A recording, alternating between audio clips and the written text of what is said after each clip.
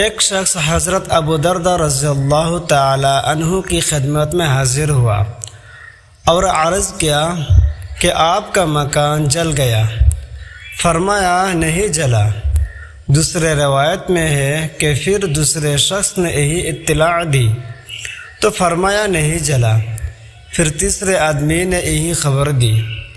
آپ نے فرمایا اللہ کی قسم نہیں جلا، اللہ تعالی ایسا نہیں کرے گا کہ میرا مکان جل جائے، کیونکہ میں نے رسول اللہ صلی اللہ علیہ وسلم سے سنا ہے کہ جو شخص صبح کے وقت یہ کلمات پڑھ لے شام تک اس کو کوئی مصیبت نہیں پہنچے گی، اور جو شام کے وقت پڑھ لے صبح تک اس کو کوئی مصیبت نہیں پہنچے گی۔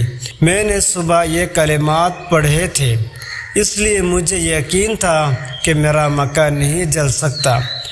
پھر لوگوں کے ساتھ گھر کی طرف گئے تو دیکھا کہ آس پاس کے سارے گھر جل گئے مگر ان کا گھر بالکل سلامت ہے۔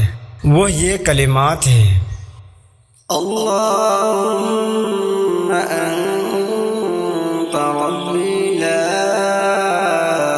الہ الا انت علیک توکلت وانت رب العرش العظیم ما شاء اللہ کان وما لم یشاء لم یکن ولا حول ولا قوة إلا بالله العلي العظيم أعلم أن الله على كل شيء قدير وأن الله قد أحاط بكل شيء علما اللهم إني أعوذ بك من شر نفسي ومن شر كل دابة